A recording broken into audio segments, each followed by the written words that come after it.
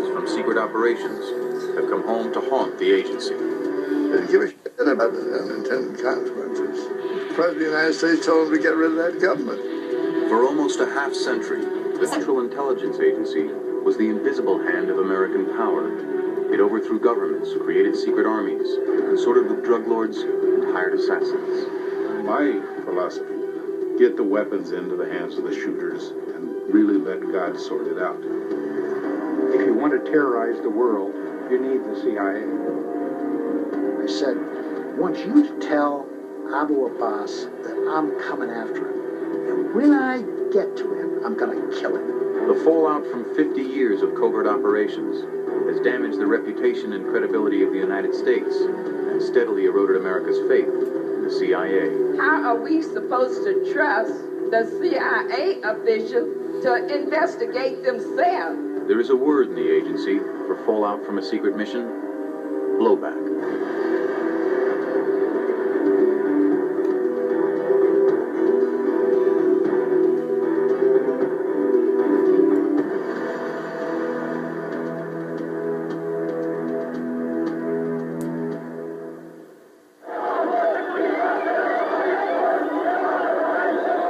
Blowback hit home for many Americans in 1979. 53 hostages were seized in the U.S. Embassy in Tehran by supporters of the anti-American Ayatollah Khomeini. The CIA, under President Carter and his director Stansfield Turner, was caught by surprise by the hostage crisis. The hostage crisis in Iran was a turning point in our attitude towards terrorism. It was because it may have been one of the first times we realized as a country that a superpower could be so vulnerable. For 444 days, America was held hostage with the captives. 3 of the prisoners were CIA officers. The agency had once managed Iran's mobs. Now, the CIA was at the mob's mercy. In 1953, a handful of CIA officers carried out the agency's first successful coup. They hired Iranian gangs to block Premier Mossadegh's plan to take over Western oil companies. There are a lot of Iranians who now say that it was a great mistake to get rid of Mossadegh and put the Shah back on there, because if Mossadegh had stopped, you never would have had Khomeini. Well, I don't know whether you would have or not. But the pressure in those days was to get rid of that son who had nationalized the Anglo-Iranian oil company. Selfish, greedy, if you like, overweening powers that were exerted on little people. All of these things, maybe they stink to high heaven. The CIA restored the pro-American Shah to his peacock throne. And for the next 25 years, it helped to keep him there. With the CIA's aid, the Shah built a repressive secret police force, Savak, which tortured and murdered thousands of Iranians. Rage against America for the CIA actions simmered in the streets of Tehran.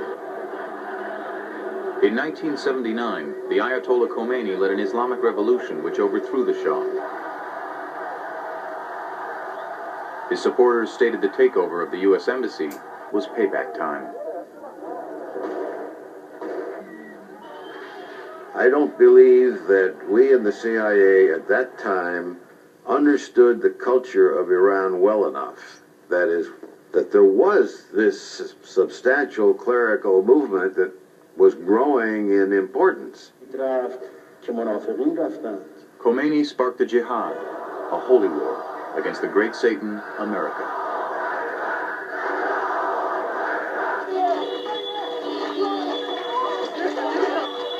Blowback hit again in 1983. Iranian-backed Shiites bombed the U.S. Embassy in Beirut, the CIA headquarters in Lebanon. The chief of station in our station in Beirut, before he accepted the assignment, was at dinner with me, and they asked me what I thought. And I had to say to him, he said, you could get killed. It's a dangerous job. If you don't, you'll come home having said it was the best job you ever had. The embassy blast killed 63 people. Among them were 9 CIA employees, including Anderson's friend, the chief of station. It was a horrible day to have to replay that conversation when I realized that it had happened. The agency was up against a new kind of enemy, difficult to locate, much less destroy. Finding an effective response was a dilemma. Violent retaliation might provoke still more blowback. Recruiting agents to infiltrate terrorist cells could also cause problems. We had an individual who was just about inside a terrorist organization when they said to him, "You must go out and murder so-and-so in order to prove to us that you're really part of us." They came to me and said, "Do we let him do this and have this payoff of inside information or not?" And I said, "Absolutely not." The CIA's options were limited. It could not legally use the same tactics as terrorists. Iran was not the only problem. Libya's Muammar Gaddafi was the godfather of Middle East terrorism. The CIA found out just how hard it could be to thwart him. We did, at one point, manage to get a microphone, a listening device, into a safe site in which a group of terrorists, paid for by the Libyans, were planning terrorist operations against international civil aviation. The microphone just happened to be a lot closer to a refrigerator than it was to the conversations, which left us in a position of frustratingly knowing that they were planning attacks on aircraft, knowing that it was probably going to happen someplace, but we never knew where, we never knew when, until the day that we all came to work faced with the fact that this one had got by us. They did it. For over a decade, Gaddafi's men were behind a series of atrocities, from the 1973 Rome airport attack to the 1985 Christmas season massacre that murdered 19 people in the Rome and Vienna airports. President Ronald Reagan and CIA Director William Casey decided it was time to revamp the agency's approach to dealing with terrorism. I went to see Casey, and Casey said, "The president's really got the heat on me about the DO and the CIA doing better on the terrorist problem." And I said, "Well, I've got some ideas." And he said, "Well, look, take a couple months off, the usual one, take a couple months off, and put together a plan." Casey and Claridge shook up the CIA bureaucracy by creating a counterterrorism center. The new plan was a bureaucratic reshuffle and a more aggressive stance.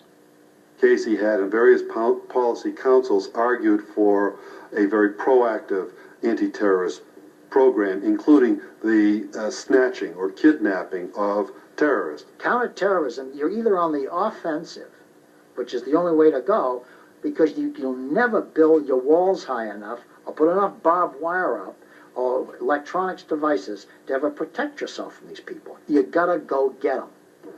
In 1986, based on information provided by U.S. intelligence, American warplanes bombed Tripoli and hit Gaddafi's residence in retaliation for a terrorist attack on a German discotheque. Pilots of the air and naval forces of the United States spoke to the outlaw Libyan regime in the only language that Colonel Gaddafi seems to understand.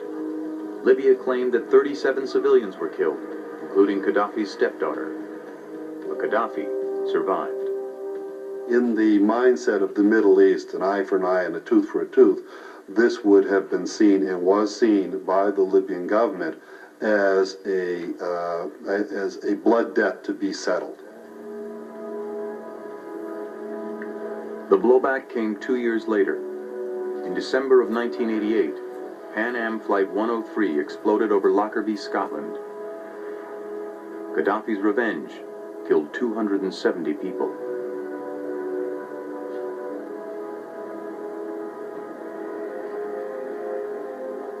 At the time, I supported retaliation, but seeing what the consequences of that bombing were, I would have opposed it at this point, and I opposed those kinds of violent acts of retaliation because ultimately they don't work, and ultimately they do have unintended consequences. Blowback. Fighting terrorists offered the CIA a chance to regain popular support after years of disdain, but it also required using tactics that could blow up in the agency's face. In the early 80s, to help contain Khomeini's Shiite terrorists, the U.S. turned to an unlikely ally, the Iraqi dictator Saddam Hussein. If you're going to work the terrorist problem, you're going to have to deal with unsavory people. I mean, terrorism raises the question of dealing with people you wouldn't necessarily want as a member of your family. You wouldn't want your daughter marrying one of these people. Very often they're that kind of person. Okay? Scumbags. In 1980, Saddam Hussein started a long, bloody war with Iran. President Reagan and Director Casey set up a secret deal to assist Saddam. The CIA gave him critical intelligence to help his regime fight the war. In return, they expected him to stop harboring international terrorists.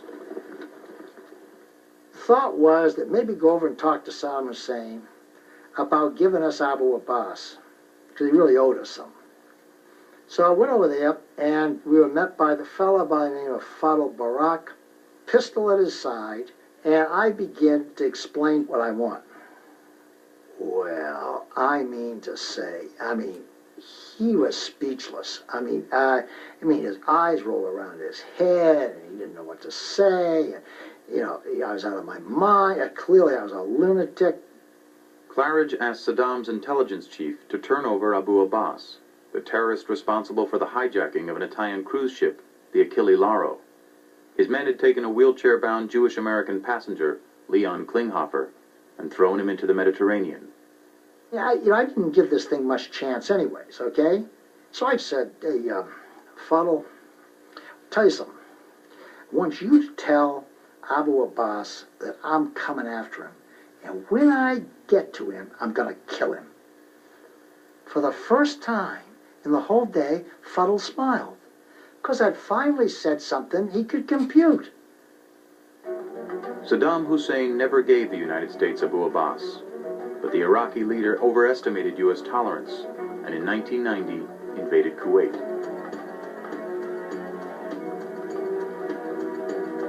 Saddam lost the Gulf War, but his regime survived. The CIA, which only a few years earlier had assisted him, has since supported repeated attempts by dissident Iraqis to remove him from power.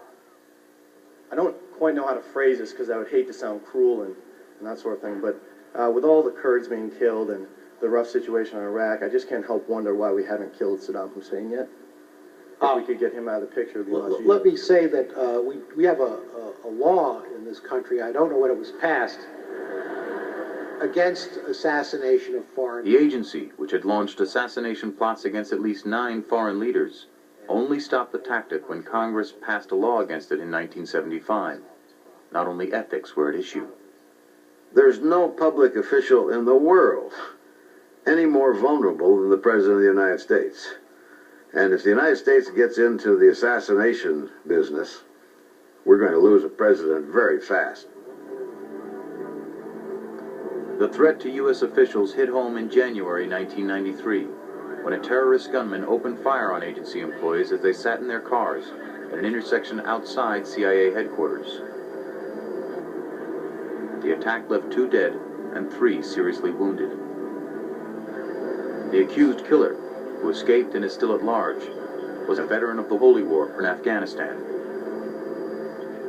Blowback from one of the agency's greatest victories had struck at their front gate.